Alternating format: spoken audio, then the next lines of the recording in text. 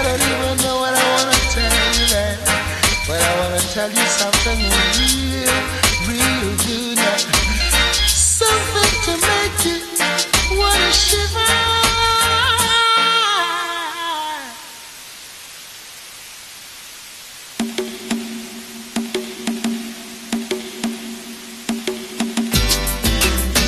My story, sad story now.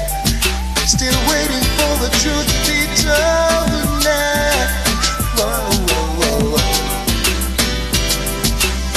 It won't be long now, now. Won't be long. Heard the news, heard your rivers all run dry. And on TV, I see missiles in your sky. Word is out, loud whispering going on. Oh, angels turn mercenaries coming in thousands strong. Oh, loving you, motherland, yeah, yeah, yeah. Oh, loving you, black and white sand. Oh, loving you, motherland. Whoa, whoa, loving you, black and white sand. Motherland, I know you love your family, yeah. Break the chains and set yourself free, yeah. Sound the drums, bring the children to the fold. The grand reunion, the war is getting cold. Oh, loving you, motherland, yeah, yeah, yeah. Oh, loving you, black and white sand. Oh, loving you, motherland. Whoa, loving you, black and white sand.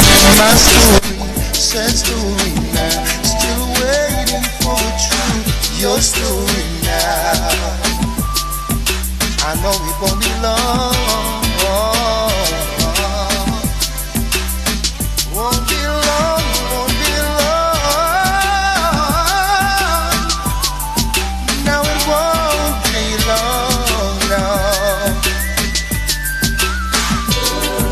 I see children wearing bells in their bags.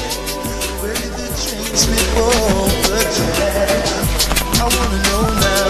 Sign reads hell, promoted throughout the world, with a picture of a little boy and a little girl.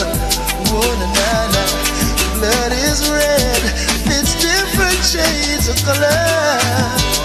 I wanna know who's in my corner. Whoa, I wanna know now.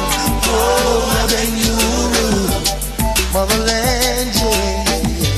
Whoa, loving you, black and white sand. Whoa, loving you, motherland.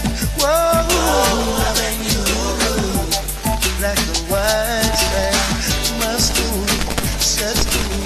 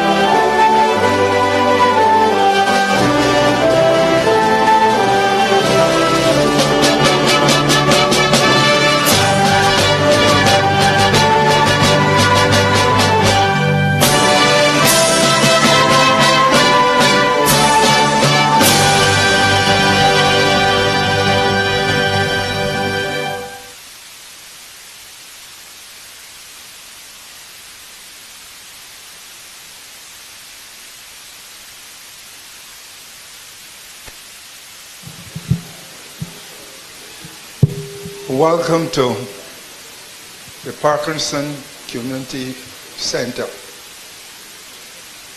one and all. Let me begin by welcoming our Prime Minister, Honorable Mayor Amor Morton.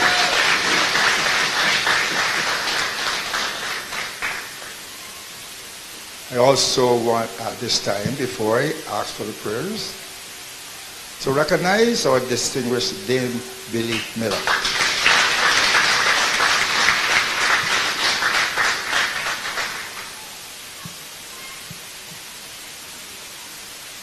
I want to welcome Honorable Wilfred Abrams.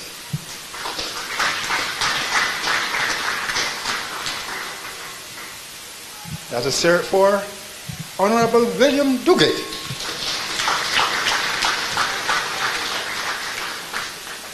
We have here with you a beautiful lady, very close to my heart, Honorable Lucy Moore.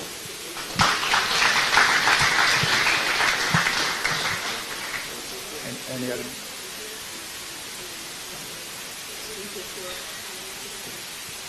Okay. Also, Lisa, don't get jealous. I want to welcome my very good friend, Lisa Cummins, Senator Lisa Cummins.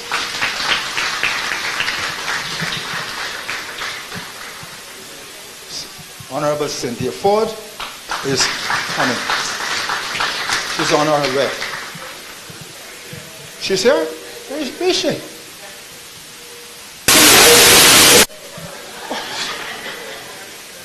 Cynthia, that was not intentional. You know, we have a thing going, you know? We make up. Wonderful lady. The Honorable John King, where is he? I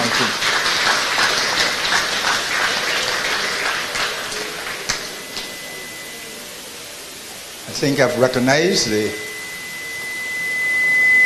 those who comprise the government, senators, some of the senators. You know, I'm not going to forget your representative and the Minister of Education, Sandhya Bradshaw.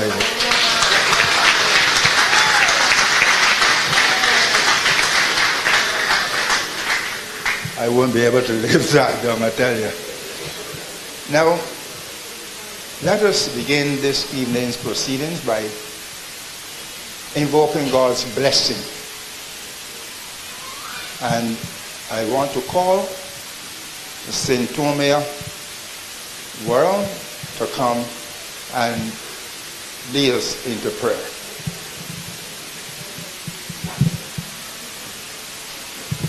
Let's bow our heads. Eternal God and almost righteous and heavenly Father, we bow in your presence this evening. Father, we ask you in the name of your Son, Jesus, that you would take full control of this meeting. Father, we ask you that you will open our eyes and our ears to understanding. Father, we ask you that you will give every speaker clarity of speech, every listener clarity of understanding. Father, at this time I bring our Honorable Prime Minister, Mayor Amor Morton, before you. Father, I ask you that you would touch her from the crown of her head, Lord, even onto the sole of her feet. Give her unction, Lord, to function. Father, I pray and I ask you in the name of your Son, Jesus, as she go forward, she will go forward with strength from on high. Father, I pray for every minister in this room this afternoon, every senator, every person that make up the government of Barbados. Father, I ask you to touch them, I ask you to lead, I ask you to guide, and I ask you to direct, for we are unable to do it in ourselves. These mercies I ask in the name of your Son Jesus, and I ask them with thanksgiving. Amen.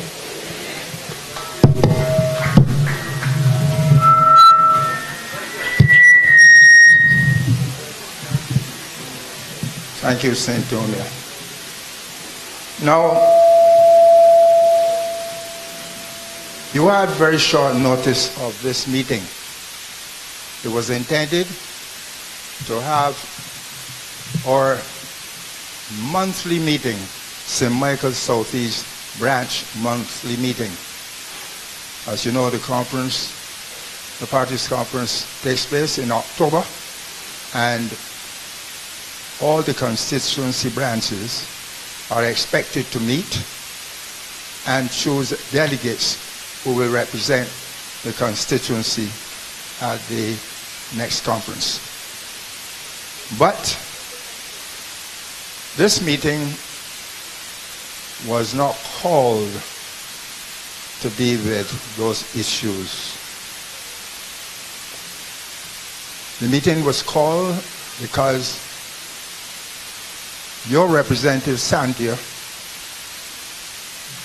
expressed her intention to communicate with you, her constituents first, on all matters pertaining to her work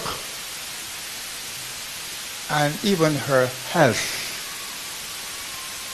I stand here this evening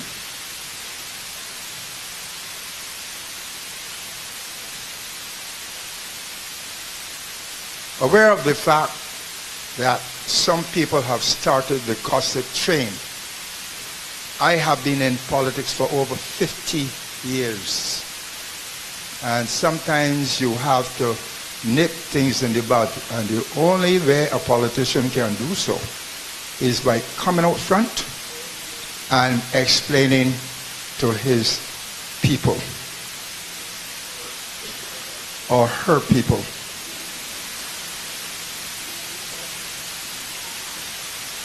There have been some whisper, some campaign going on, which this meeting will deal with, and Sandhya will give a full explanation. Some people have been saying they haven't been seeing Sandhya. She don't return calls. Some people are not aware that on the 24th of May, you, the good people of Barbados, have entrusted Mayor Motley, our Prime Minister, with the destiny of this country. The country is in a very poor state. And the last 12 weeks, your Prime Minister and her cabinet should be complimented for the fantastic job they have been doing.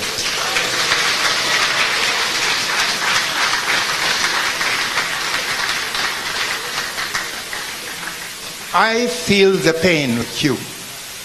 It was not a honeymoon for the cabinet of Barbados or the members of this government. Let me explain something to you. I think I'm best explaining this. If I give you a house, I give you the keys.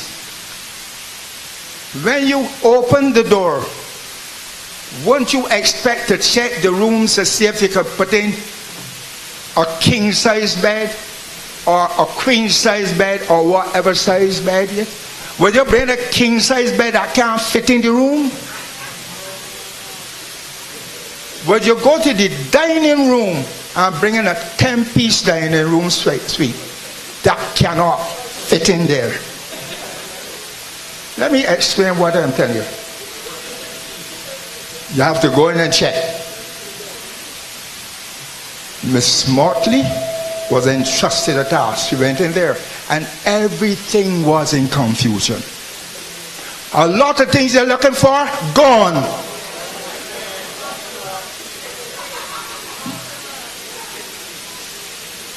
Not only that, but I doubt very much Mayor Motley and her cabinet had a very comfortable night's rest. I hardly see my daughter.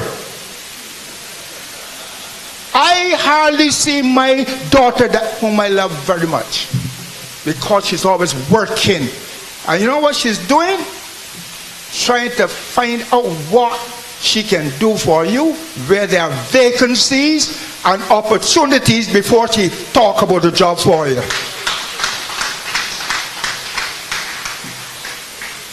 I like to tell it like it is. Some people are saying, some of our supporters, BLP supporters, they ain't get called yet. Called yet?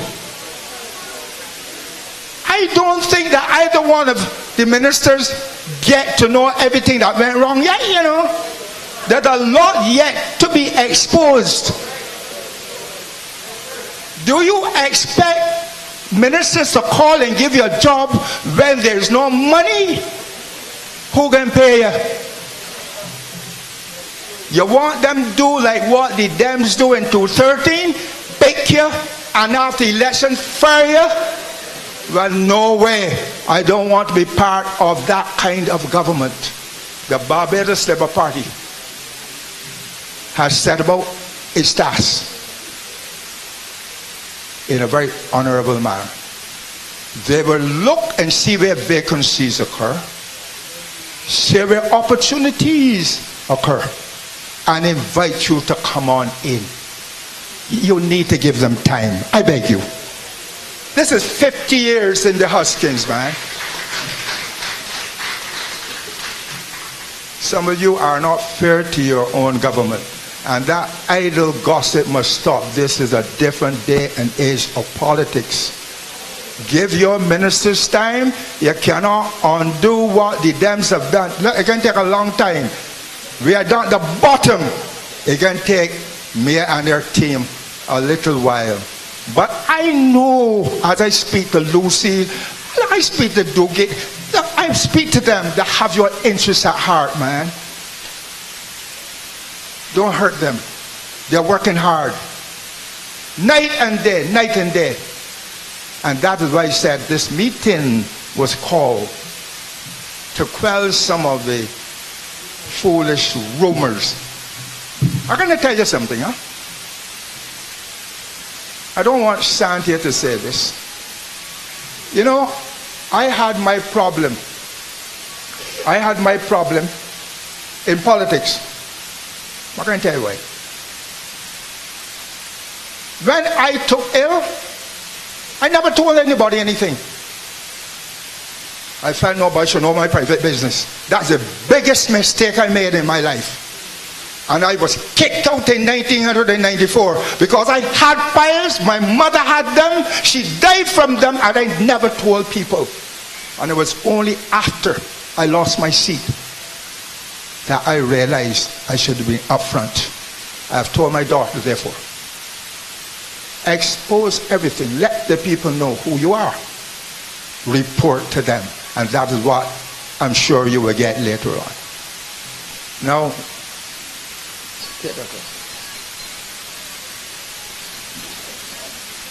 so I just setting the scene for what is to come. You see on the table, distinguished Dame Billy.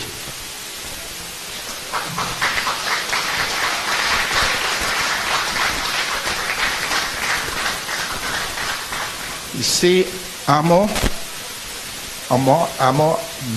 Mortley.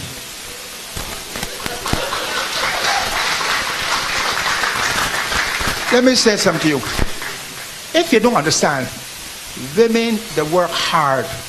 Billy was not well and Billy working serious she is today. It takes a toll on them. I am a father and I see Sandhya working all the time. Going to ministry. Ronald Jones do bare jobby. And I can understand. Well, friend Tombo, you deal with a lot of jobby they put up there. But we have to get rid of that. These the people should be home with the wives or the boyfriends or what have you, with the families. But they're working for our behalf, and I want all of you in here tonight. I have set the stage. There's no meeting to cuss nobody or none, so we ain't going there. We don't go there. Those who cuss women are out today. All I want you to do, and I'm going to repeat it, give your government time. If you ain't get called as a step on a board, what are you going to kill the ministers for? A little $126 a month? And you making all you don't get a board pick? You should be even volunteering to work without a penny. Continue to help your government. That's what I'm urging you to do. I can speak this way. I was around a long time, and I can touch each and every one of you. I see at my house every day, my house is filled with people. And I talk to make sure I can explain what is going on. Here comes Honorable Marcia Cattle.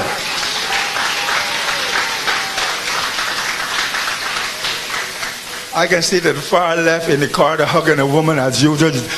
Glenn Clark is over the other side.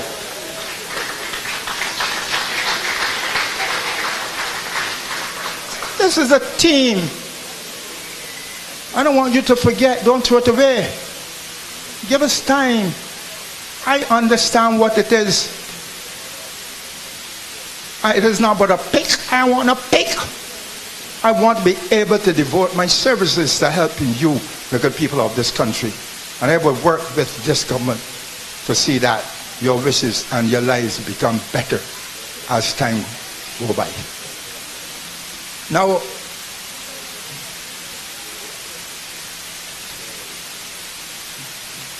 there will be 3 speakers this evening, and they come with a mission and a purpose. Not bashing anybody, to let you understand. You just listen to as they present themselves. It's what happened on this occasion.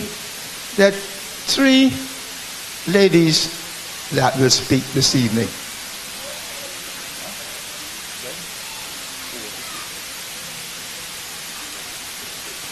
Now, I turned and I asked who will come in first. But Sandhya Bradshaw, you are the junior. So you have to open the baton.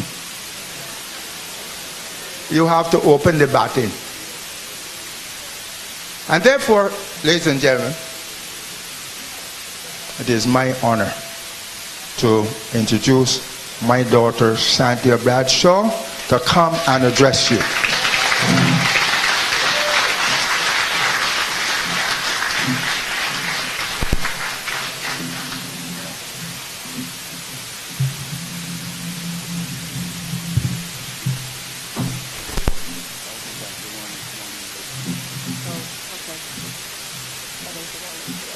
Good evening.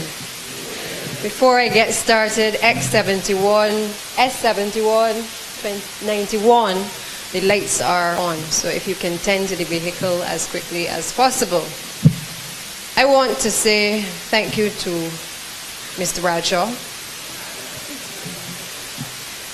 for introducing all of us on the platform and allowing you the opportunity to know why you are here this evening.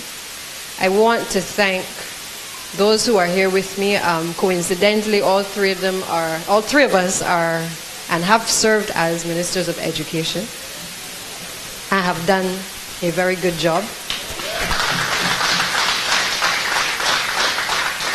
I therefore have some large footsteps to follow in as the now Minister of Education. But I can say that these 2 women have blazed a trail in respect of looking after our nation's children and certainly the minds of Barbadians to date. And I certainly am blessed to have the opportunity to follow in their footsteps. I want to say thank you first of all to you for coming, and thank you to those of you who would have voted for me in the last election.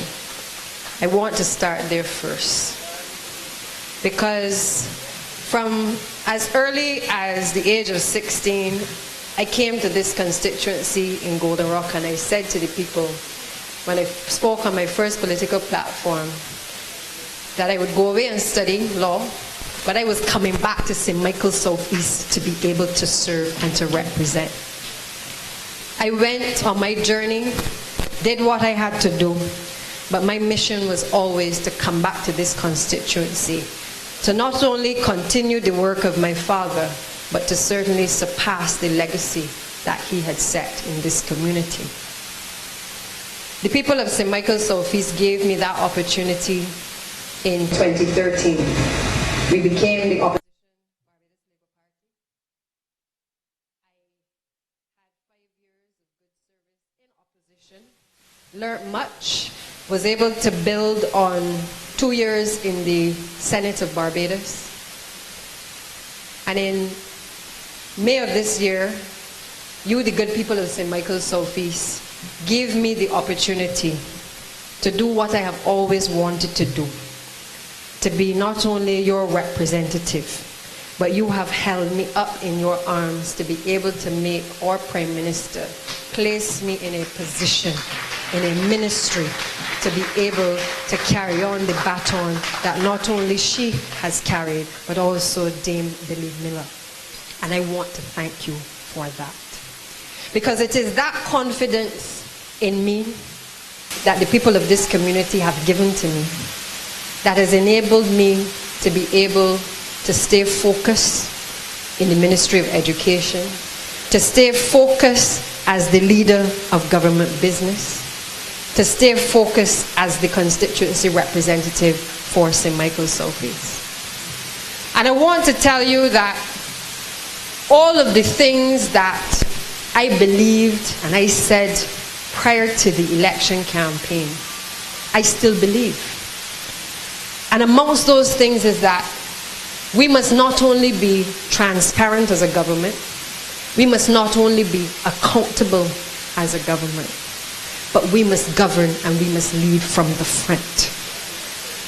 Our leadership has taught us that, and you would have seen it borne out across people's assemblies.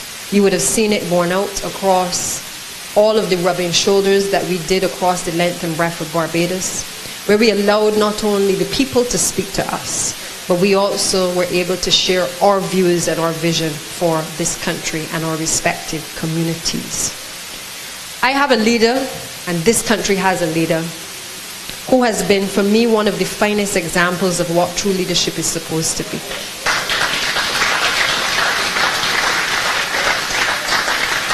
Someone who many years ago told me, you have to risk yourself.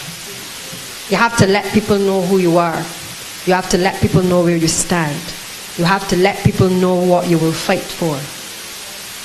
And you have to allow people to come into your confidence at all opportunities that are available. You have to work with people. You must talk to people, but you must also be able to listen to the people who put you there. And she has also taught us in the Labour Party that we must also go back to the people. That it isn't sufficient to be elected. It isn't sufficient to start our respective ministries and hit the ground running. It isn't sufficient to just deal with the macroeconomic issues. But at every opportunity, we must come back to the people who put us there and engage a conversation about what is happening in the country. And whether we do that by phone calls, whether we do that today by WhatsApp messages, whether we take opportunities like this in meetings with the constituents, our leadership has taught us that we must embrace the people who have put us there. You will notice that throughout the entire campaign, we ran a campaign where we used technology. And we ensured that when we wanted to get our message out, we did so to the widest possible base. That we made sure we took use of social media and we got our message out and we interacted and engaged with our people. We made sure that you were able to express your views about what was affecting you. And in this constituency, I continue to listen to the concerns of the people that I represent.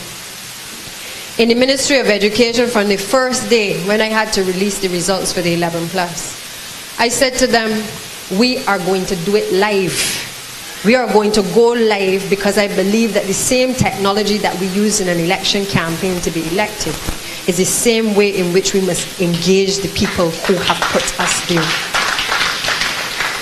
And at every juncture we have done so in the Ministry of Education because I believe that the responsibility that I have to this country is one that I don't take for granted because it is the minds of the people that I have to help to shape and the next generation. And for those of you who know me and know me well, will know that I have a soft spot for the children, particularly the children in this community. And while I may not have been on the ground every single day since the election, I have ensured through my branch and the persons who work with me in this community that activity after activity happened over the summer vacation, in particular for the children of St. Michael's Southeast, in this said center, in the Golden Rock Center. Because mine is a mission to make sure that while we are dealing with the macroeconomic issues, that we make sure that we preserve what is there for the next generation to come as well. That it isn't enough for us to allow children to fall through the cracks. That if anything, I have a responsibility to stem the decay. Because while I am in the ministry trying to work out where the money has gone, and there's lots of money that has been spent badly, I have encountered situations where people have been paid, people who ran against my own members in my party. People have been engaged in the Ministry of Education as consultants, paid over $7,000 a month from 2012 to be able to advise the Minister of Education on deviant behavior and children at risk across the educational system. That is what the Democratic Labour Party did. That is where a lot of the money went. From 2012 to 2018, they paid a man $7,000 a month. And we can still find school children across this country engaging in deviant behavior and remaining at risk.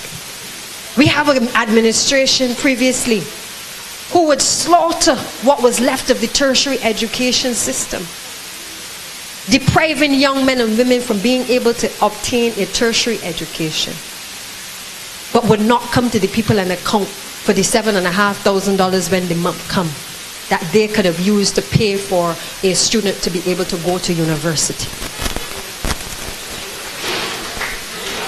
I want to talk to you this evening as well about the fact that I will have to say it fell off the back of a truck, but I stumbled on some information in relation to a school meals center that I heard about from opposition, that was supposed to be a facility that was not only supposed to assist with making it easier for us to get our people and our children to be able to have school meals, nice warm meals on it when the day come, nutritious meals, but it was also supposed to serve as a state-of-the-art facility in which, if we had a natural disaster, that we would be in a position to be able to attend to the needs of our people. Because this facility that has been built out started costing us $19 million, but today, some 6 years later, is at a cost of $27 million and counting. Contractors have been paid, architects have been paid, all the project consultants have been paid, machinery and equipment has been ordered and is in the facility. Some of it installed, a large percentage of it not installed.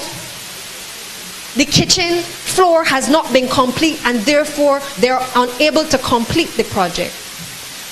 But the last administration would have wanted to tell you that the Barbados Labour Party was the worst thing ever to be able to hold the reins of government. I have called for an audit in the Ministry of Education in relation to that project.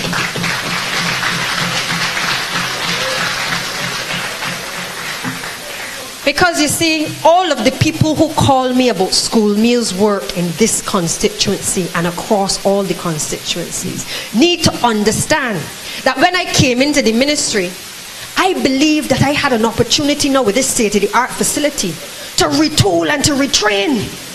I believed that, I had this prime opportunity to make sure that our children had the most nutritious meals, that we had state-of-the-art equipment, that we could refrigerate and we could package and we could make sure they had warm meals when the day come. And my father and I went up to the center one morning at 7 o'clock, Brady get me out my bed. And he and I gone maliciously on this project. If I wasn't the minister, I would have get arrested. I'm telling you straight. But the information that we had, I could not lie in my bed because I'm telling myself I have to find work for my people. then when I go up there and I see the state of the facility incomplete, and nobody can answer the pertinent questions of how a cabinet of Barbados could authorize the payments of monies to all of the parties for an incomplete project, and not a word to the electorate of Barbados prior to the last election. The Democratic Labour Party needs to be ashamed of itself. And I want you to understand that I feel the pain of my constituents and people in Barbados because of what the Barbados Labour Party has inherited. Because you see, in our bosom, we understood as we listened to your cries what needed to happen when we came to office. We haven't forgotten the suffering that people have experienced across this country. We haven't forgotten it. But what we must do, as my father has said, is we got to clean house. We have to point out to you where things have gone wrong. And to do so, it is going to require us to be able to work not 20 hours in a day, but sometimes 24. Because you see, we have a prime minister who does not cut out. And if she does not cut out, none of us can cut out. We came to office, and Wilfred and Marsh and all the rest of us can tell you, Duguid can tell you. And we had to start with the macroeconomic issues because we had to enter into negotiations with the International Monetary Fund. Because we have to make sure that we hit the ground running. The things that the Barbados Labour Party has done in the past couple of weeks is unprecedented in the history of the Caribbean and the world. And our people must be made to understand and to appreciate that we have not sat on our laurels. Don't mind all this talk about public servants get an increase and the ministers got an increase in their pocket. That is customary. But we kept our election promise to the people of this country that the increase would happen. And that is what the media and the people of this country need to focus on. We have not sought to enrich ourselves like the Democratic Labour Party did. They cut the salaries and then restored the salaries. Meanwhile, the Barbados Labour Party took every single cent of our cut and we gave it to charitable organizations across this country. That is the Barbados Labour Party way. Because we believe we can't see you suffering and we profit off of you. That is not the Barbados Labour Party. It was not that way under Dame Billy, Sandhya Bradshaw, and all the other veterans who came before. And I know for certain, as God is my witness, it will never be that way under Mia Amor Motley. And so when I speak to you, I speak with the same passion I spoke to you during the campaign. That we understand as political persons what we have to do in this country. But what we have encountered is something that I believe no other administration to date has ever faced. You know, I tell people I was involved in the negotiations with Ross University. And I wasn't here for the press conference when the Prime Minister and the head of Ross announced that to the country. But I remember the Prime Minister of this country saying to you that this thing started just after we won the election in May. And the reason it was completed in the time frame it was completed in is because the leader of this country understands what $100 million means to the Barbados economy. I understand equally what a project like that, which is going to border St. Michael East and St. Michael South East, is going to mean come January for the people of St. Michael South East. But I also understand that some people may not appreciate, particularly people who want to criticize, that they may not appreciate the work that has been done tirelessly to ensure that Ross University made Barbados its choice and its home. It had other places it could go. But my Prime Minister said, listen, we got to get this job done. And she wasn't selfish about it. She made sure that provision was made to accommodate the Dominicans as well. Because that is the nature of the leadership that we have in this country.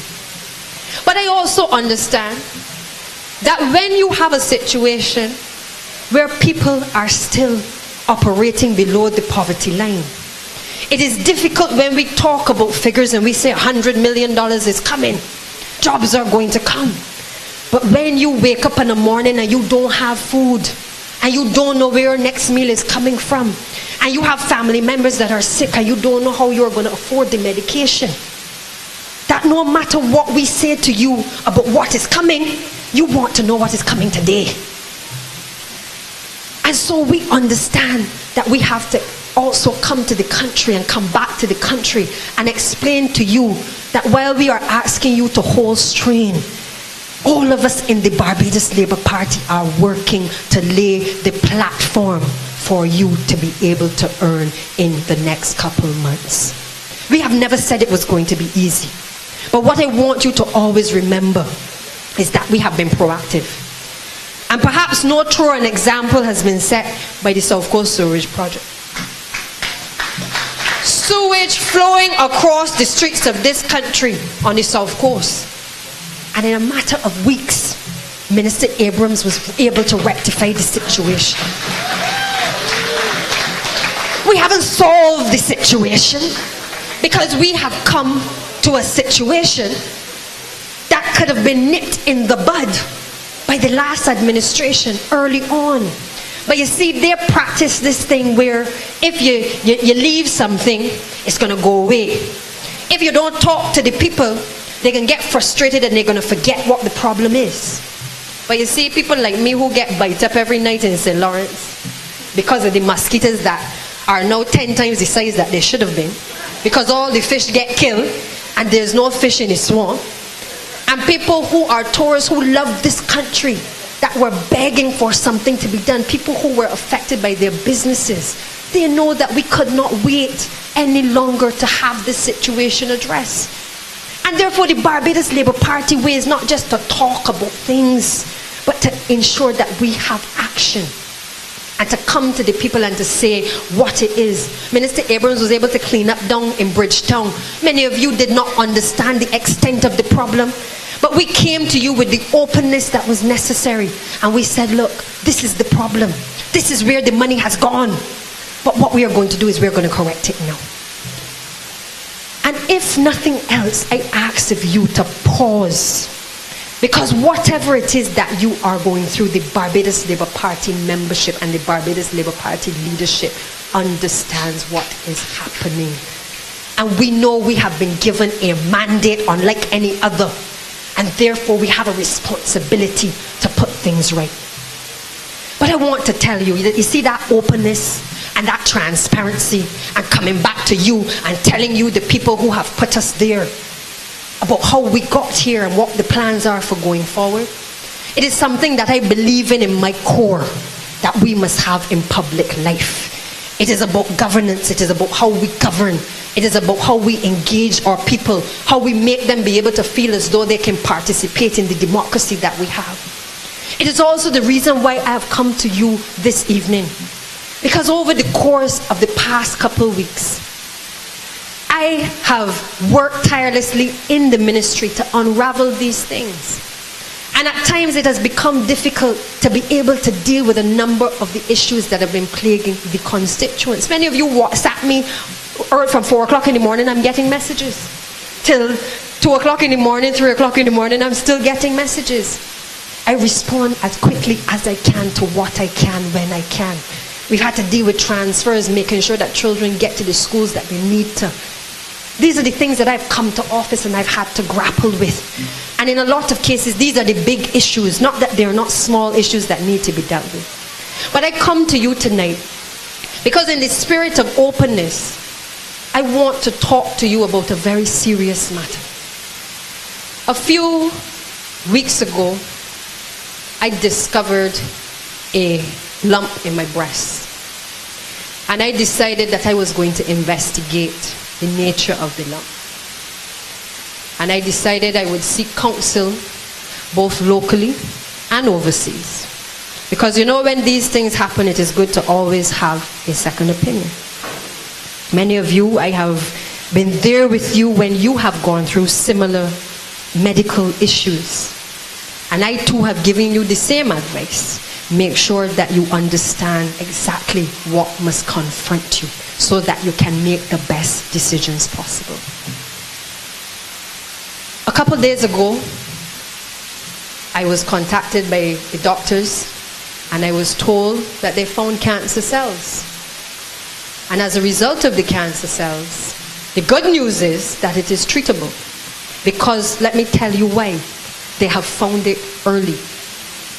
Now, I could have taken the position that many others have taken before, because again, I listen to my constituents and I know the angst that people feel being able to talk about medical issues. My Prime Minister has also led from the front to let people know the first people that I must embrace into confidence are my constituents, the people who put me there. Because if it wasn't for you, I would not be here. I wouldn't have the fire that I had from the first nomination in Parkinson field continuing to burn to make sure that we never have a Democratic Labour Party come to office and do the things that it has done ever again.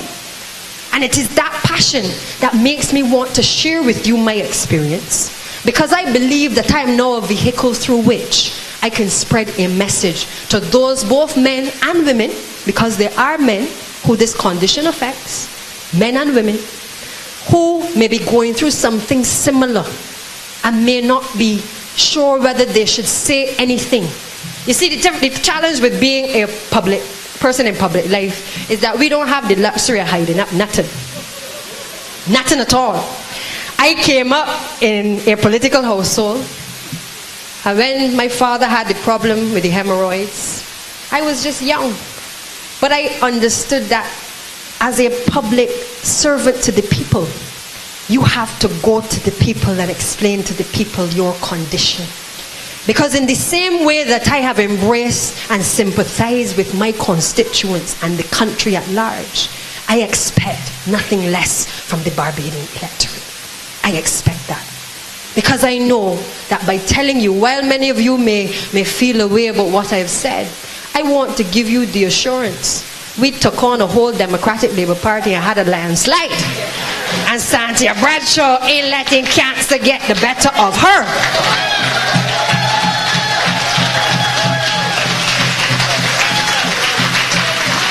So I want you to understand tonight that cancer does not mean that there is a death sentence. And many of you know it. I actually watched my best friend's mother take her last breath because she suffered with bone marrow cancer. And I understand what my best friend went through. But I also know that there have been survivors. There have been people who, because it was caught early, were able to get a proper diagnosis and treatment and to be able to come back and to function fully. But because of the nature of the condition, I owe it to you, the people of this country and this community, to engage you in a conversation about it, because it is going to mean that, you know, you always say when you see the Prime Minister, you see Sandhya. So she's always calling me to do things and to act in whether it is as leader of government business or with the task force in relation to different things, and I appreciate the confidence that my leader has given to me.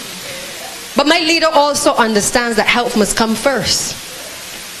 And therefore, as she has done with others in the party, and I've seen her do it even with Dr. Maria Agard, but the difference here is that I'm coming to my people and I'm telling them what is going on. And I'm making sure that I embrace you and tell you and hold you with me along the way as you have held me on this journey to be where I am today.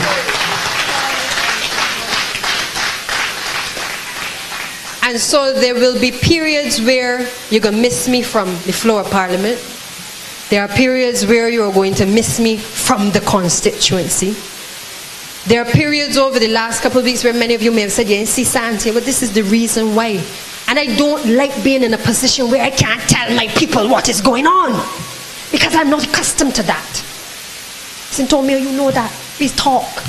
And I tell one away, is that going on? And I want you to be in a position to hold my hand as I have held yours. Because like I said, we brought down an entire government. but I have a responsibility to be the voice of the men and the women and the families who are going through similar issues, to be able to let you know that even as a servant of the public, that we too sometimes have to fall down and be picked back up. But this is also to let you know that I got work to do in the Ministry of Education. So let it go forth. You saw on Friday, I spent from 9:30 until about 3:30 in the afternoon with the Barbados Secondary Teachers Union. I did so because I had to set the tone for negotiations going forward. Because what had been allowed to happen in this country in terms of the relationship between the people that we employ as the Ministry of Education, our teachers and other ancillary staff, and people who represent them in terms of the unions, should never be allowed to happen in this country again. The Barbados Labour Party came out of the bosom of the Barbados Workers Union. And therefore, I understand that I have a responsibility to those who came before me to make sure that we don't have contentious issues going on for years. Because you see, when you come to the Ministry of Education and you have a matter, a grievance matter that has lasted too long, you end up in a situation where when that is disposed of, you still have to interface with the Ministry of Education as a teacher. And there is something about that could never be healthy for working conditions or even for the future generations of children in this country if we allow this to happen. So even in spite of everything that I've said to you, I am focused that I still have work to do. So there's something called technology, and I'm going to make full use of it with my ministry, my staff, and whoever will be acting on behalf of me in the ministry at any point in time that I am away. Because there are things that I have started which I must complete. And so long as the good Lord gives me the strength and the health and the positivity to be able to see this through, I'm coming back to unravel more things and talk about them. I give you that assurance. So I don't want sympathy. I want you to understand. I know that some of the people who I have told have gotten weak. I've seen tears from big men and women, and mostly men. I have seen the trembling, I have seen the fear. I want you to understand that I am so positive about this, that I hope I can give you some of my strength. You see, I look after Sandhya Bradshaw when he was sick. Remember, he had a stroke just when I won the election in 2013. And I looked after my father for about 6 months, made sure that he had all the medical care that he needed, made sure that he ate right, all the pork chops had to be cut out, all the chicken that he used to hide that was fried, the eggs that he would put in oil and fry as well, the chips in the deep fat oil, had to cut out all of those things out of his diet. My grandmother is 94 now. She has been ailing all through the entire campaign. I had to deal with her because she is my rock. Many of you will hear me speak about my grandmother as my foundation, because she's the one that sent me Sunday school, made me have an appreciation for the good Lord and Father, and to put my trust in Him. And I have watched, even with all of her trust, I've seen her health deteriorate as well. And therefore I understand that even in prayer, sometimes it causes you to doubt what you're praying for. But despite all of that, I have stood firm and I have made sure that I have been there for my family. And that I've made sure that I put their health paramount. So if I stand here a little too positive, it is because I have walked the road of reading all the medical reports, Googling all the terminology, talking to people who have been through it. And therefore, I believe that both between our local team of doctors and our overseas doctors, that I am in good hands. And I know that the prayers that are going to go up for me and that have gone up for me are going to stand me in good stead. I want to thank my leader, because this decision was not a decision that either of us took lightly. But as I think we both agreed, We have set a tone in public life that we must not falter from. When something happens, we face it, we come to the public, and we talk to them, and together we work hand in hand to fix it. And therefore, I have a responsibility to come to you and do the same, even in relation to health issues. So, tomorrow, I will be leaving tomorrow afternoon to fly back out because I have another series of tests that I have to go through. So again, I will be missing for next week. But again, I will be still reachable and contactable by email, by telephone. I know that, as I said, you can pray for me, so I am in good hands. But I give you the assurance that half the battle is won by being positive. In the same way that many of you were positive that we were going to win the last election, I am positive what I have to do. And so I thank you. I want to thank Dame Billy. I believe I can take at this time the opportunity to welcome Dame Billy to the podium. Dame Billy will address you. I don't want to steal what she is going to say.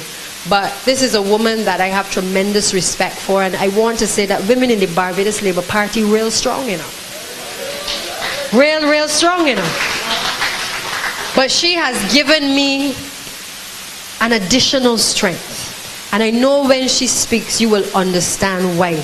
So in addition to my leader, I have had the support of Dame Billy Miller as well by my side, holding my hands, drying the tears, going through the emotions with me, and giving me the courage to be able to come to you and publicly be able to say, this is what it is, understand what it is, give me the time to be able to address these issues, but I am coming back. I want you to put your hands together and to welcome Dame Billy Miller.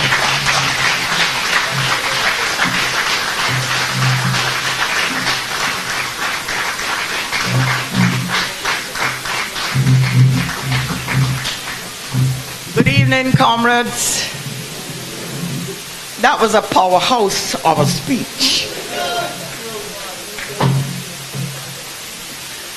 Really got, even if I say it myself, some really powerful women in this Barbados Labour Party. But I come to you this evening not only as a woman in the Barbados Labour Party, but as a breast cancer survivor of 25 years.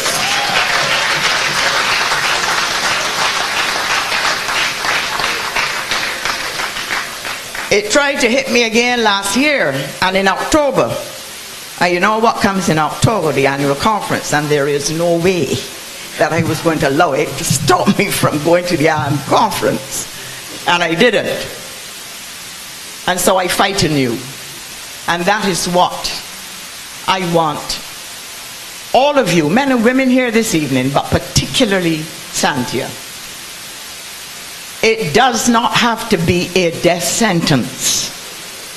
And a lot of people who are terrified of the idea of it even, they are the ones who have the problem. You have to have a steady sense of superiority over it.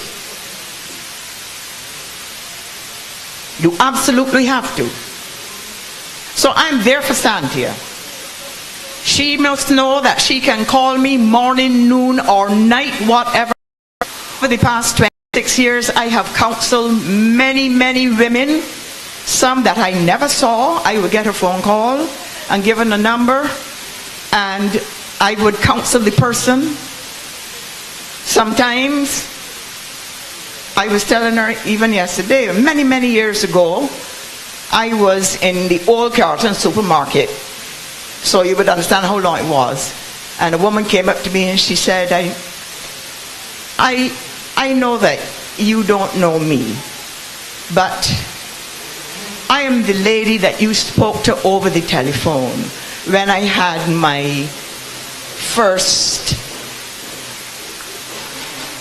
understanding that I had breast cancer. And I was taking it very badly. Somebody called you and gave my number and you called me. And this was years later. And I said to her, although there are a lot of women with that same story. I said, and how are you now? She said, I'm in the best of health. I gave her such a hug right there in the supermarket. I suppose I really told her. But that happens a lot. And that is why Sandhya, and even if there's some here this afternoon who have little doubts and wonderings and so on, do not be afraid to touch your own body. Catch it early. So I want to say to Sandhya yet again, you can call me anytime, day or night. That is one phone call that I will always answer when it comes to me. Anybody, particularly with this disease. And you have to fight back, and you saw her fighting spirit just now. It really mustn't try to tangle with her to beyond this. But I just wanted for her to know that. And I want Sandhya to know, my dear, you're in God's care. You're in God's care. We are all in God's care. But Sandhya, especially tonight now, she is getting God's kid gloves handling. You understand? And you must give her room and space and prayers. Always needed. I could not have imagined such a power hub of a speech would have gone down here tonight. But I tell you, it has made me feel really, really good, and a sense of confidence, and I can sense it in you now. So, that is what I am here to say. I am here for her, and I know that you will be for her too. So, we will be praying for the best outcomes. And don't forget, you can call me 24, any time in the 24 hours. Anytime. Comrades, this constituency has got a lot of work to do now. Don't make it too difficult for her at this time. She has to focus on her treatments. She has to be relaxed and not too uptight when that is happening. And so you are going to have to help her to carry the constituency load. And I am fully expecting that you will respond to this. And let her know that you are there for her. This is not the time now to give her, your burdens. Well, not this next week, at any rate. From time to time, yes, you will still be able to reach out to her, and she wants it that way. But there are times when she must be focused and relaxed so that her body can respond to the treatment that she is getting. So I leave her in God's care, and indeed all of us this evening.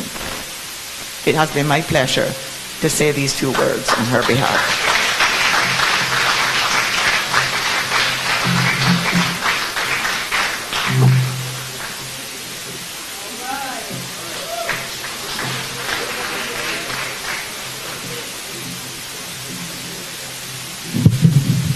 Billy and Sandhya, come for a second. Life is funny. I am probably the person who is as close to each of these two women. And almost, over 30 years ago, Billy? 26. I was with Billy the evening when she first learned about her challenge. Fast forward, there's a good friend and colleague. He's not here. This is good.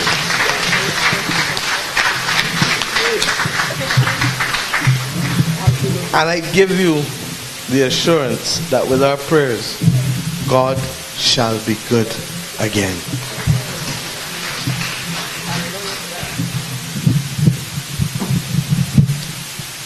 Good evening, one and all. It is good to be here.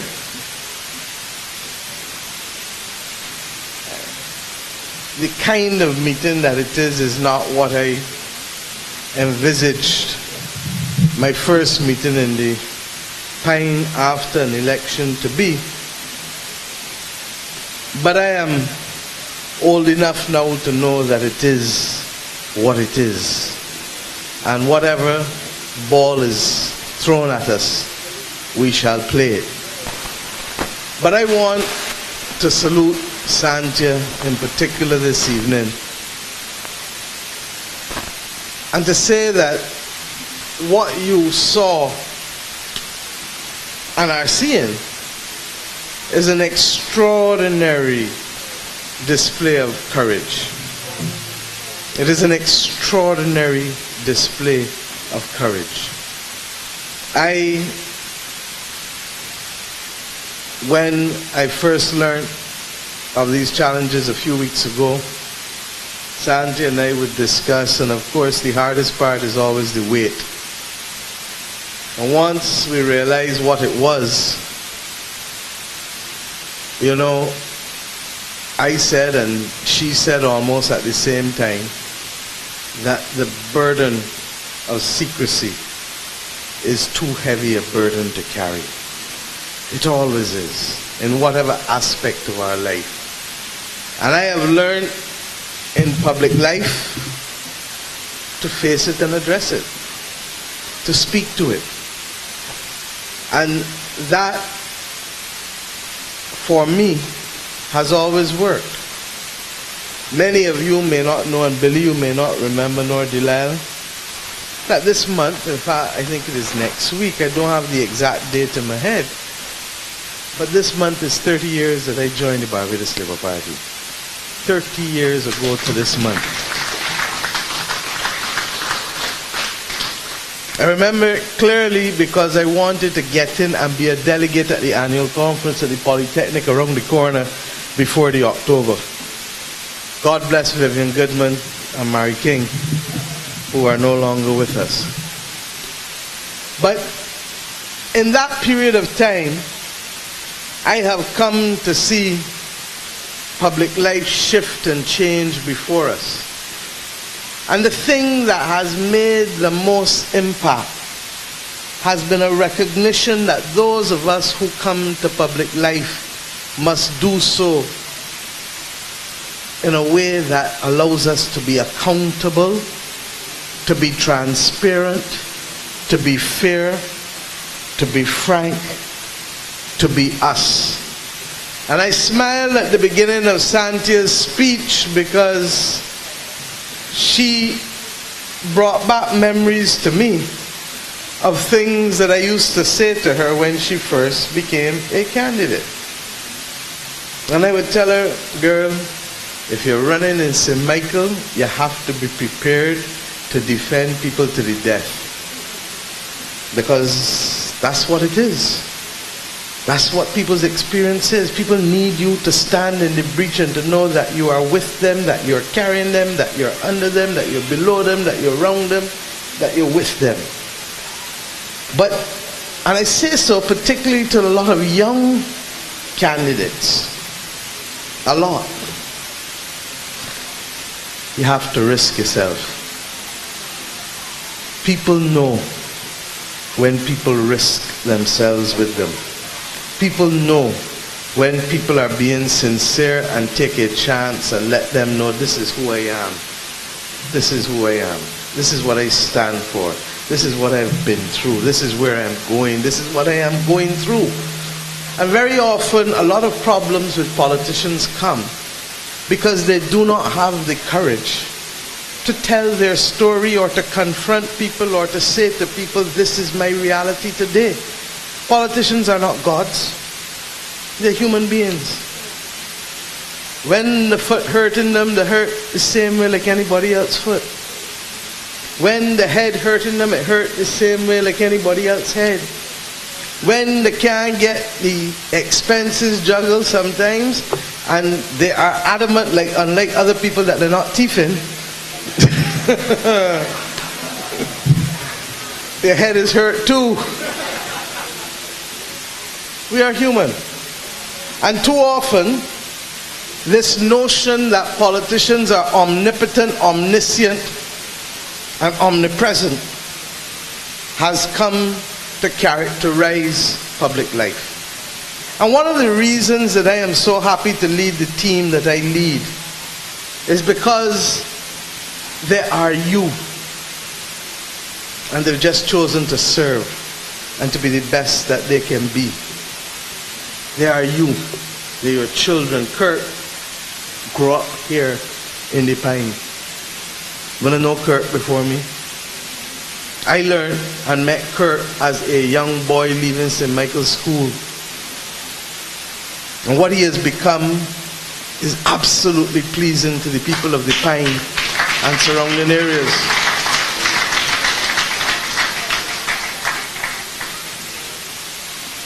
And I can go through every other one of them here. Whether it is Marsha, whether it is Kay McConney, who I met in the ministry 20-something years ago. Cynthia, Lucille, William, Lisa, Wilfred,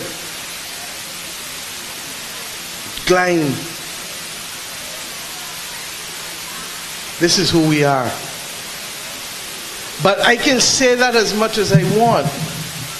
If Sandhya didn't have the courage to stand here and do what she just did, it would just be the idle wish of a leader. It would be the idle wish of a leader. And therefore, when you have persons who are prepared to speak frankly and to speak truth to power, because the people are the power. We talk about speaking truth to power as if it's speaking truth only to a prime minister or a minister. But you are the power, and you've always been. And I've come this evening to say to the people of St. Michael's Southeast what I have said to Sandhya. On the evening that I learned, I said very simply, you, Sandhya, shall not walk alone.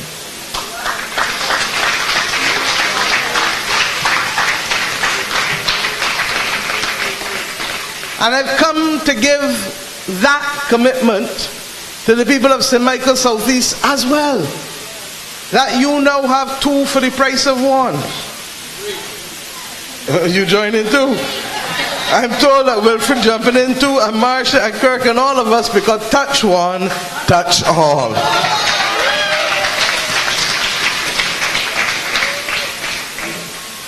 And the simple thing is, Sandhya is going to be able to function normally for most of the time. You know, but on those few days, every so often where she may not be the brightest on a particular day, then the rest of us will stand in the breach. But I felt that it was important too, Billy, for you to be here. Because you are the living testimony of what it is to be successful and victorious in a fight against this exact battle. And for me it is uncanny, because as I said on that first night I was there as a young person, not yet in Parliament, young senator, with you many years ago. And today I stand here as Sandhya's leader. I've also stood with others in this party. And on every occasion we have done what we have had to do. Because without health, my dear friends, none of us have anything. None of us. You know, I would say all the time that when you're dead, you're dead. And people laugh when I say it. But study it and tell me what other interpretation you can put to it. When you're dead, you're dead. And as a result, it therefore means that the one thing I don't play with is somebody's health. And you may ask yourself, why even as we go to the IMF, and why even as we are doing these things, and this is long before Sandhya came to me, in the mini budget that I presented to the country, the one where I told Madame Lagarde that if you're asking people to go on a long journey with you, you have to give them breakfast before they start off. And part of that breakfast in the mini budget was a commitment that I gave to the people of this country that there will be 2 polyclinics that will now be open 24 hours a day, rather than putting all of the pressure on the accident and emergency clinic. And that secondly, that we were also putting separate from the money for that, which is about an additional $5 to $6 million a year, because of the fact that you now have to have staff 24 hours a day and materials and supplies, etc., for that increased attendance, that we would also expand the accident and emergency clinic, because as God is my witness, I do not believe that a country that has aspires to what we aspire to, and to use the words of another great man who regrettably passed yesterday, Kofi Annan, that punched above its weight, that Barbados could not be serious about asking our citizens to gather in an accident and emergency waiting room that is smaller than this very room that we gather in this evening. It's not right. And government is fundamentally about choices. Don't let nobody fool you about that. And I have been adamant as I walked across the length and breadth of this country that we have to decide where the taxpayers' money is to be applied and with what priority. And that for us, your children matter, because they can get you and them to a higher level if they are given the opportunity to be the best that they can be in this country. And hence, that is why come September, in a few weeks' time, your children can walk the corridors of Cave Hill or St. Augustine or Mona without you having to tear out your hair and not feed them when the day come, because they are being given a chance that in 3 years' time or 2 years' time or 4 years' time or 1 year time, that they can now move to higher heights, and with that lift their family to that higher level, because they've been given an opportunity in this country by a government that cares. But it didn't stop there. We said that you need to be given an opportunity to take care of your health. I just said it. If you're dead, you're dead. And that health comes first. Health matters. And if the Democratic Labour Party did not understand that when their leader passed, I'm sorry for them. But we understand it. And we understand that we may not be able to carry every load. We're not God. We're not omnipotent. We're not omniscient. But we make choices. And we make choices according to a set of values. And the values that we carry say that not only fairness matters, but opportunity matters. And that protection of those who cannot protect themselves matter. And that road is a long road, and I have said to Jeffrey Bostic that accident and emergency waiting room and additional triage rooms in accident and emergency, so that Barbadians who do not have money can go in the QEH and get treatment in less than 24 hours, rather than what has been transpiring for the last 2-3 years under the last government.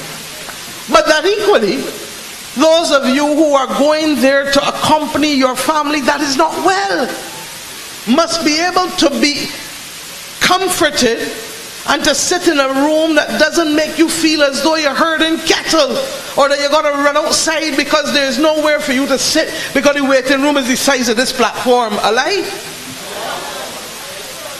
And if I can see, others can see. I would not know how to lead your country and to ask you to continue to follow and to sit down in those circumstances.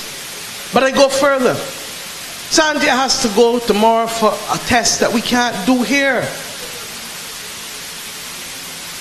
And I want to be able to lead a country, as God is my witness, where the machinery that we need can be available to you and you and you and you and all of us. Because we have made priorities that we haven't deemed it necessary to build buildings for 70 and 100 million and can't invest in a PET scan for a hospital. That we deem it necessary to go and enter arrangements for molasses tanks, but we can't put a PET scan at a hospital. that we can't do genetic testing for cancer, that we can't get on top of this curse called diabetes that got Barbados being deemed as the amputee capital of the world, when in truth and in fact we can get on top of it. I go to New York in a month's time to address the General Assembly on a special session on obesity and chronic non-communicable diseases like heart condition and stroke and diabetes. Why? Because for many of you, the price of food that you need to be healthy is just too expensive. And the food that is cheap is the food that is killing you.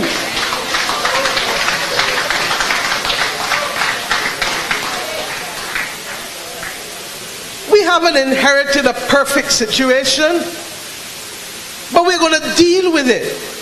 And you know, last week I got a card from a lady, and I hope she forgives me for calling her name, but I think it is important. Her name is Monica Ford.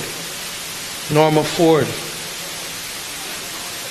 Auntie Monica, for those who are old enough to remember her radio show. And you know, she was very close to my grandmother. She did the Ford Commission on Women. But she sent me a card that brought tears to my eyes when I read it last week. And Chesil was insistent that it come send for this card. Chesil, of course, is very close to her as well.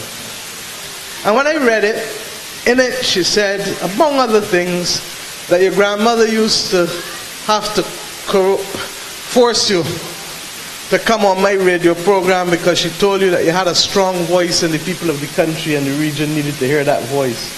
And she didn't know how prophetic she was being when she did it and said it to me. But the more important thing that she said, two things. Please never lose the common touch. And I pray to God every day that I will not. But secondly, she said, please do not stop talking to the people, whether the news is good news or bad news.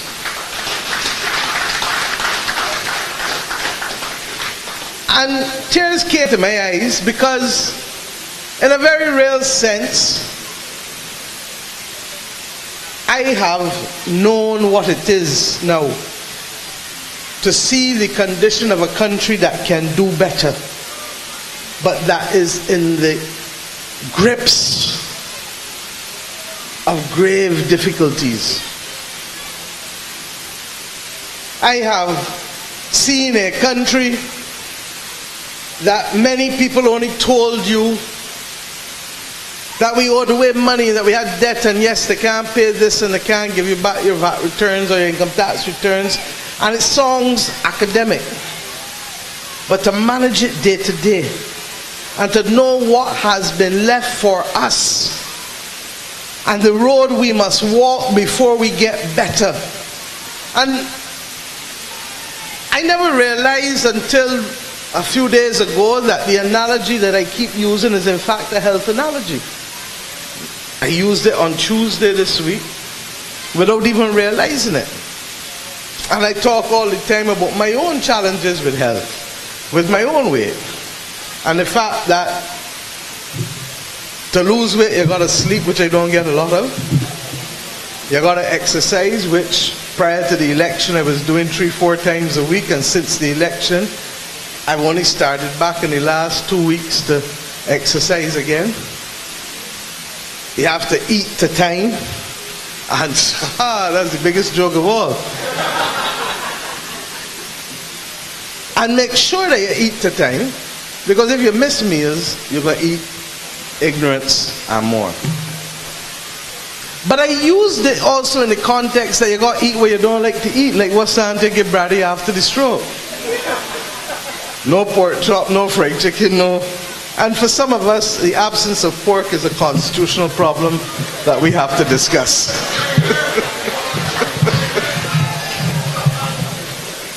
But you learn that you can't do it regularly. So that I have now limited myself to no more than 2 pork chops a month.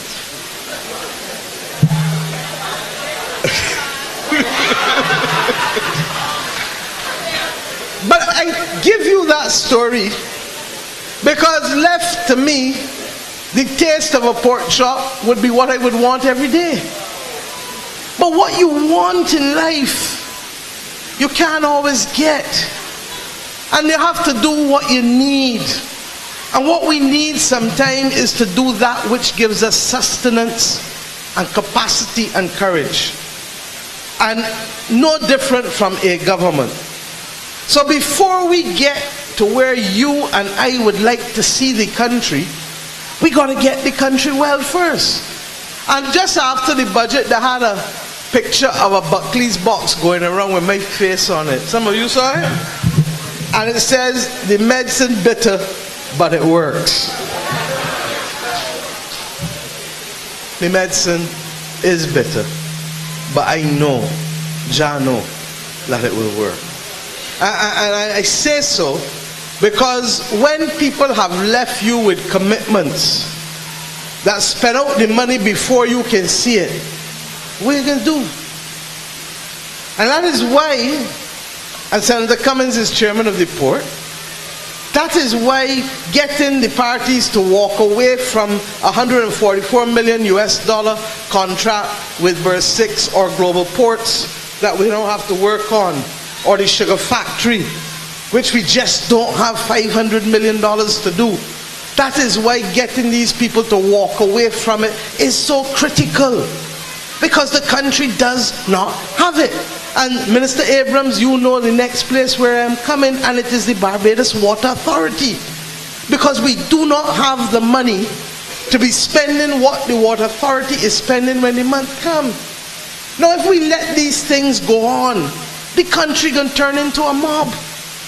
And I'm not going to let that happen in your country or my country. Now what does it mean? It means that we have to stoop. And it means that we have to talk people through every step of the way. And it means that the rest of us who have to give and carry those who do not have. Because that is the only way. But it also means that what we are doing attracts and gives people confidence who say, boy, these people know what they're doing. These people turning around the country. Let me invest. And each one that invests, new jobs. We didn't expect Ross University, Glen, when we won the government on the 24th of May. But we now have an investment that will spend more than $100 million in any 1 year in this country because of the economic activity that is generated from it.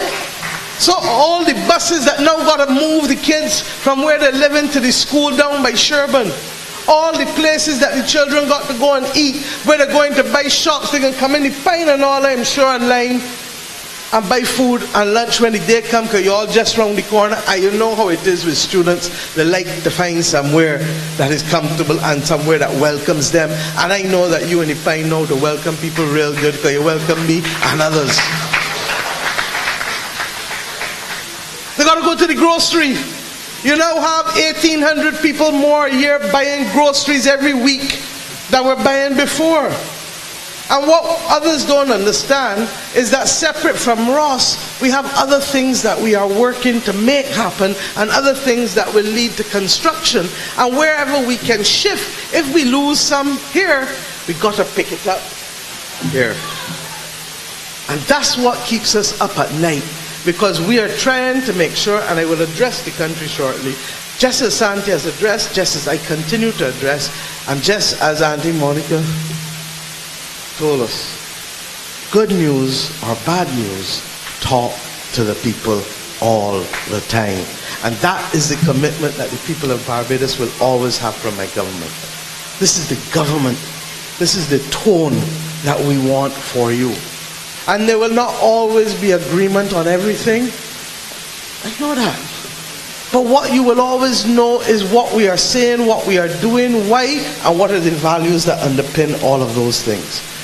And tonight, Sandhya is just the most recent example of how this government governs. That this government recognizes that the burden of secrecy is too heavy a burden for us to carry. and that what we come to you with is clean hands and an open heart. We tell you that you have given us a mandate to make decisions in your name. That is not a mandate to do as we like, how we like, when we like, if we like. It is a mandate to act responsibly in your name. It is why, as we go through this in preparation for the Barbados Economic Recovery and Transformation Plan, that we're taking the time and working 18-hour days to see, as I said, if we have to lose things here, we can pick it back up there. Because restructuring, my friends, and you're going to hear this over and over from me, restructuring for us is about retraining and retooling. It is about empowering and enfranchising. It is about creating those opportunities that if you couldn't, in fact, walk this road, you can walk a parallel road and reach the same destination. And we have to hold people's hands, train people, retrain them, retool them, help them. That's why we talk about the trust loans that are coming shortly. That's why we talk about the work for the small contractors with the roof replacement program and with the building of the sanitation waterborne facilities instead of the pit toilets, because we recognize that there are too many people across Barbados who need to be able to do some small works. That is why we are going to make sure we amend the procurement legislation so that those companies, those businesses, those sole traders who are working and coming for contracts under $250,000, that the geographical origin is a relevant consideration, so you don't have a man from St. Lucie going to St. Philip to build a waterborne facility for the people in Pennyhole, when in truth and in fact he could stop short in River Bay and do the same thing. Or you don't have somebody from St. Michael going to St. John and vice versa, St. John going to St. Michael, because we must be able to hold each other up. And that is why we have done it with the mini budget in the way in which we have done. I don't mind those whose agenda is to confuse and to obfuscate and to tell lies. Simple. If that is what makes some people feel good, pursue your path. But it shall not be the path of this government, because at every step of the way you will be able to say Mia and her government have told us what they are doing and why. So you don't need to listen to a newspaper who wants to tell you about ministers getting a pay increase. What nonsense. The people who got the pay increase are the 26,500 public servants. And as a result, ministers who are 26 of those 26,500 would have had it. But let me say, these are the same ministers who, as members of parliament for more than 14-15 months, gave 10% of their salary to the Salvation Army, to the Diabetes Foundation of Barbados, and I can call off all of the other charities right through, that my colleagues who made me proud to lead them. I couldn't just go and take up their money and say, you all got to give it away. A salary is personal. And they had all to come to the conclusion, like I did, that as long as the public servants of Barbados who had not had an increase since 2010 were not getting it, the last agreement was 2008, but the actual money come in 2010. March 2010 was the last month that they benefited from a pay increase. As long as they were not getting it, the members of the Barbados Labour Party parliamentary team refused to take the 10% that the Democratic Labour Party government took back and kept every single cent for themselves. And then we're going to have people writing errant nonsense, talking about ministers giving themselves a pay increase. Who going to count 26 out of 26,500? And even if they did, I want them to also talk about the tiffin. Because if we can talk about that, then we will have a conversation. And then we can talk about who else we need to go and look for. And then we can talk about ethics. Because I don't know, and Sandhya, let me say this, and Billy, let me say this. You were a minister of education. I was one. Sandhya, you are one. I do not know how you can issue licenses for people to conduct and have universities operating in this country 1 month, 1 year, and within less than weeks you are now a vice chancellor to a university walking about India seeking to get students. Have we no shame? Have we no shame? And that is the question that I wanted them to ask themselves last Sunday as they met in George Street. Because if they had asked themselves that question, then they would have been forced to tell Mr. Jones, we don't think that it sends the right signal for you to be walking about the billion people in India and being broadcast to them, saying that just a few weeks ago, you were Minister of Education, but you are now Vice Chancellor of something called the Bridgetown. You could have really even called it a different name. You had to remind people that that kind of behavior comes from Barbados. Bridgetown International University, in circumstances where you had cause to be part of a process with them as Minister of Education. And even if you didn't, the appearance is bad. That is why institutions, and we will have now to formally put it in place. Brees and John, God bless you wherever you are. Brees and John once told me when I was young, he said, Motley girl, a time is going to come when, because people have different values in that, and he pointed inside the chamber of Parliament, that things that we take for granted as what people will do because of out of convention, out of what people expect them to do, you are going to have to pass laws to require them to behave in a certain way, because the conventions will no longer be strong enough to get them to do the right thing. And he's right. We are going to have, as a country, and I'm glad that the Attorney General is here, we are going to have as a country to be able to pass laws now and have a code of conduct that prohibits ministers from going and acting in certain types of businesses within 3 to 5 years after they leave holding a ministry, so that the country can have the confidence that a person is not serving their own interests while making decisions in the name of the taxpayers of this country. We are going to have to pass what in England they call purdah, laws that prohibit government from acting in and entering into certain contracts when an election has been called. If not, Cranston Brown wouldn't have a contract now. If not, Global Ports would not have been granted a contract by the Bridgetown Ports, and I can go on and on and on about the things that were done during that period of time. But when the AG tells you, and when I tell you, that we have to have a conversation in this country, and I am being very frank, I am having one now with the Archbishop of the Roman Catholic Church, who wrote me, and who wrote me in a way that actually reflected how I feel. And my colleagues know how I feel about these things. Because we have to build a country. And when all is said and done, in 5 years' time, nobody is looking for vengeance. In 5 years' time, each and every one of you is looking for prosperity.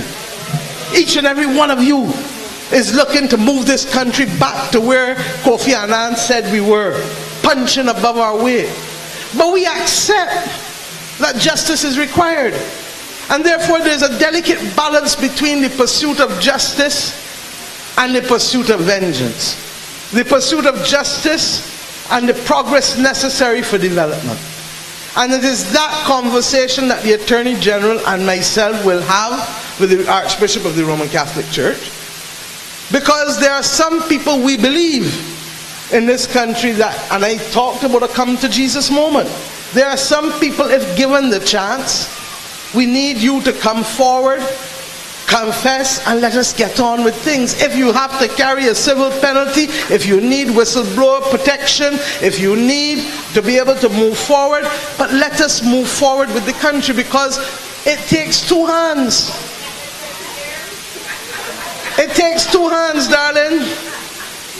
And regrettably, the very same money that we want or may need to be able to do things in this country may need to be sanitized by a confession.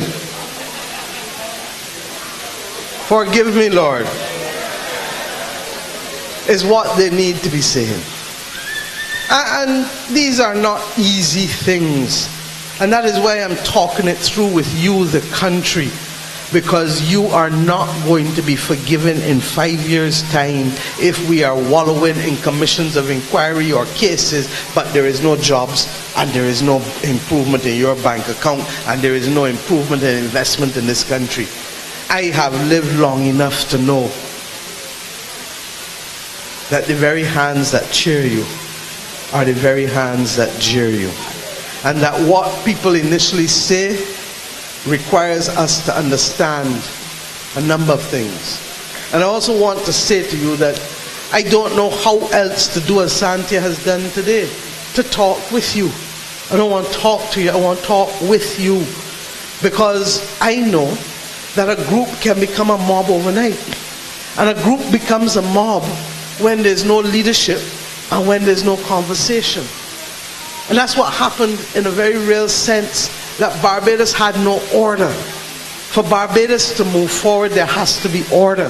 There has to be a group dynamic, not a mob dynamic. And we're going to hold people accountable.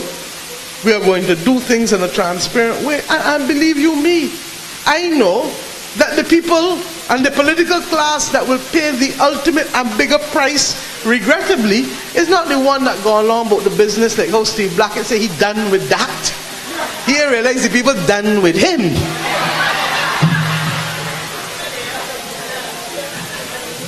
But the class that will pay the ultimate price is this one. Is this cabinet of mine.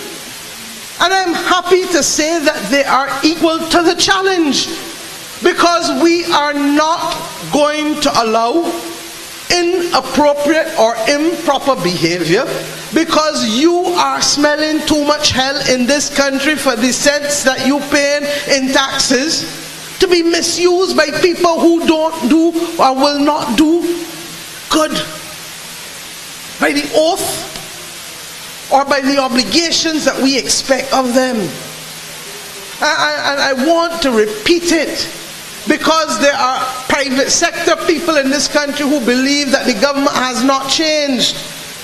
And I want them to understand that that behavior will not be accepted by my government. A group went overseas to be able to look at second-hand trucks pursuant to a board paper. And a certain car company's representatives happened to be at every single location that the group that went representing the Sanitation Services Authority went to.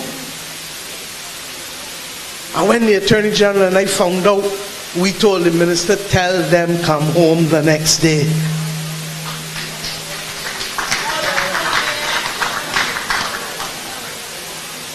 Because I need to know how a private sector group that was not part of the cabinet paper could be there at every location. And the minister and I and the AG have agreed that that is not the kind of government that we want to run. Now, it may be coincidence. If it is coincidence, then they should buy the lotto ticket and win millions of dollars, not here, but in Florida or New York.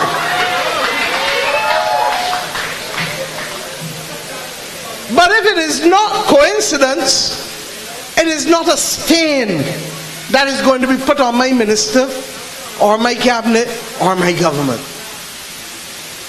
Colleagues, this is who we are. And we come here tonight in humility. We come here tonight as Sandhya has done, with a clean heart and with courage. I am proud to be the leader of this group of people in the Barbados Labour Party.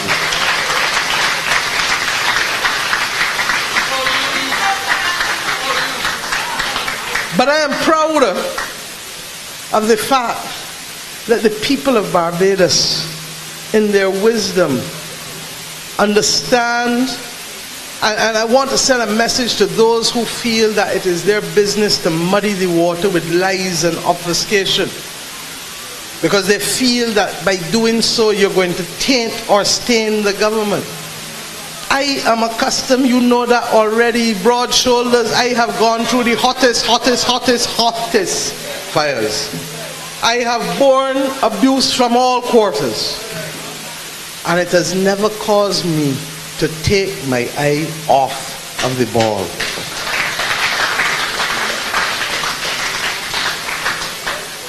Because of where I sit, I am even more appreciative now of what is at stake.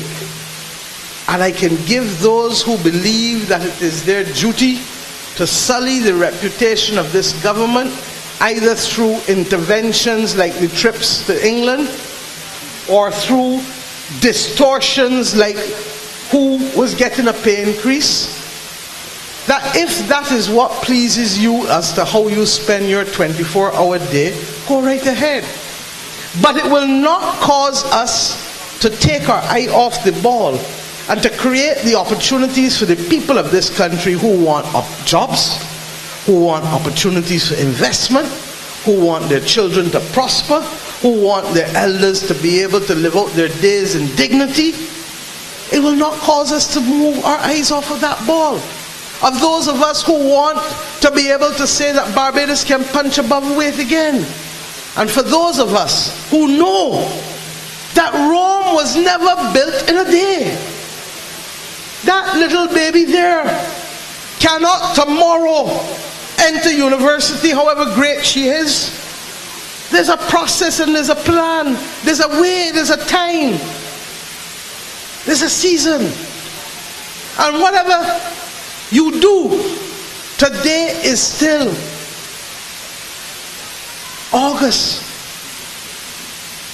Today is not August 2022. It is August 2018.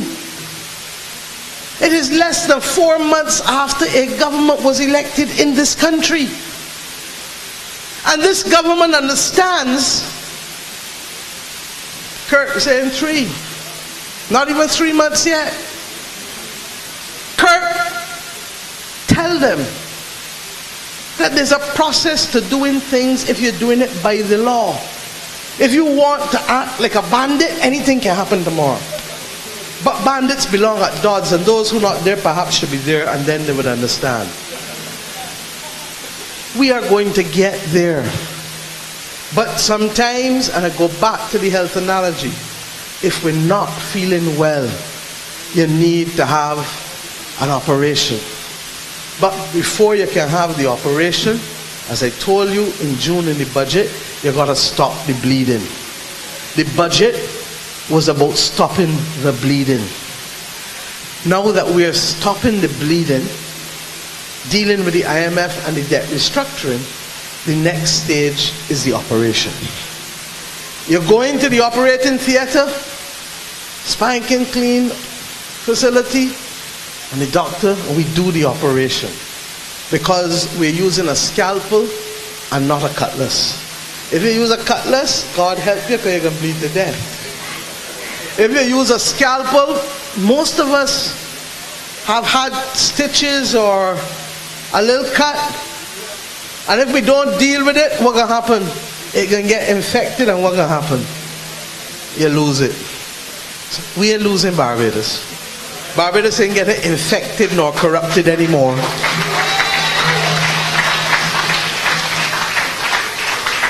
So bear with us. But even as we do it, we, like the dentist, William, we believe that you need to dull the pain. and I am the worst. I don't like pain at all. So I tell them, put the injections in fast, I don't want to feel nothing. So we're going to try to make sure that we minimize the pain.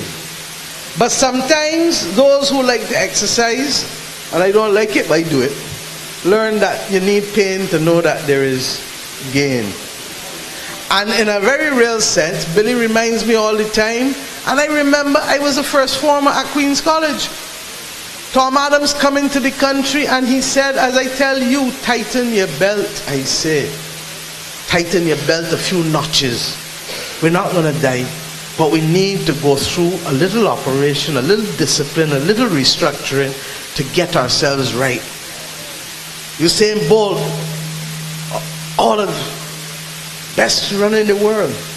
But if he strain a muscle, he got to come off and he got to do what? You understand? Needs therapy. Same with Barbados. Good country.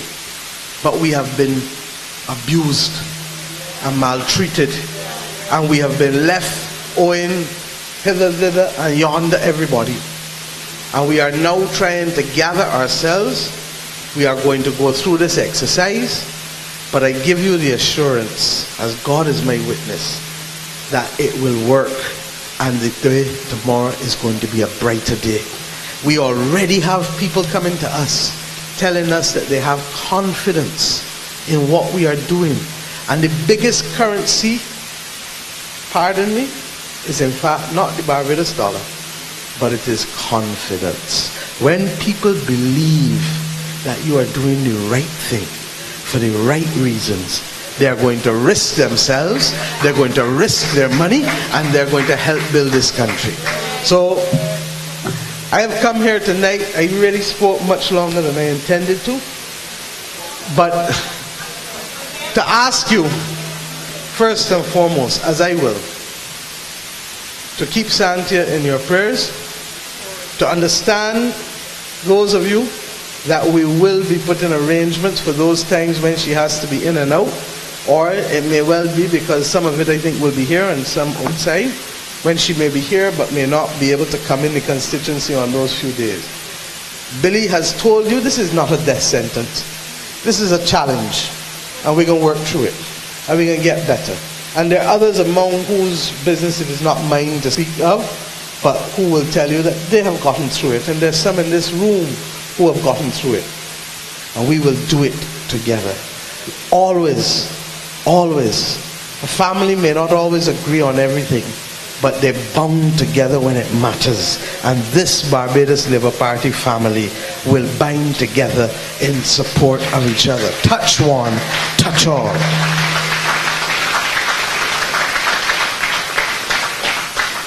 I will put arrangements in place both at the level and Sandhya, in fact, as I said, will be here most of the time. So it's no different than if she had gone for a conference.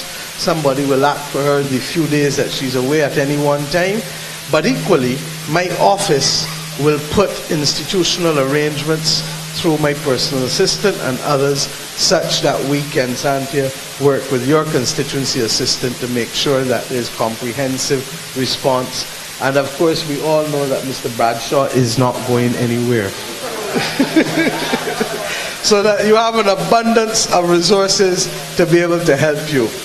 And I say simply to the rest of you and to the family of the Labour Party, it takes time to do what we are doing. 85% of my time probably has been spent dealing with the IMF and the debt restructuring, to the point where there are even one or two institutions in my ministry that I've not been able to deal with as yet. It is because we need to get this country to port safely with those agreements first. Once we have those agreements behind us, then we start the process of recuperation.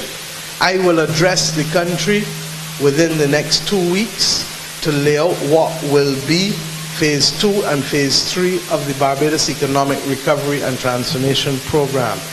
But I have first to continue the process of discussions and consultations with the social partnership. There were 3 subcommittees that we set up. one chaired by Minister Jordan, Minister Cadell, and Minister Duguid, with members of the Social Partnership. I expect to take their reports tomorrow. I expect to go to a full Social Partnership meeting on Wednesday. We are meeting with all of the finance officers and accounting officers and board chairmen and CEOs on Tuesday afternoon at 1, as I announced in the House on last week. And we're doing that because we want to make sure that we are in a position for the first time ever to have real-time access to government's revenue and expenditure. It's amazing. I don't have it. So once I can get that and get that timely information, we'll be in a better position to manage your affairs. Once we finish the process of discussions with the Social Partnership, I am then in a position to come to the country. I thank, again, almost 5,000 Barbadians participated in the survey that we had about government's institutions to help us with the restructuring. We've also had a whole set of ideas on the email, Ideas for Barbados, that we set up. And I really, really want to say to the people of Barbados, I don't think you realize how much this open approach has made a difference to the quality of our discussions with the International Monetary Fund and the banks. And they are truly appreciative that this is not a government acting alone, but this is a government that is carrying its people with it and having the thorough consultations such that they know that Barbados is speaking and not simply the government of Barbados. So I ask you to bear with us. The ministers have been told, as recent as Thursday, branch meetings have to come back. And that I expect them to account to the people just as we did before elections. I knew that people needed time to recover. I knew that people needed time to get familiar with their ministries. But the 3-month timeline means that you now have to be in a position to account in to the people, as we did before, on a regular basis through our branch meetings, but also through rubbing shoulders and through the communication that I've set the tone, because almost everything I do is done through live communication. I want to say to the country before I sit that I myself will be in and out a lot in September and October, because there are a number of international negotiations and high-level discussions that we need to attend, because it is going to make the difference to what kind of deal we have. And for those who know, once we settle the debt restructuring, we're not going to have access to the international capital markets for the next 2-3 years. But guess what? The Dems didn't have it for the last 5 either. But the difference is that after we recover, we'll have it again. So that in the absence of that access, there is greater pressure on us as a government to move around internationally, to have bilateral discussions with other heads of government, to be able to see what international financial institutions can put there for us, to be able to open doors that were closed 15, 20, 30 years ago, and to fight some battles that we have to fight, like the OECD and the European Union, who, as you know, would have blacklisted and grey-listed us with respect to our international business sector. And for me, it's not a pleasant thing, because I am not somebody who really likes to travel. But the reality is that we have now to conduct discussions at a very high level across a number of countries, and we will keep you updated. As the place cross in the pine would say, stay tuned. God bless you, good night, and have a wonderful, wonderful evening. Thank you.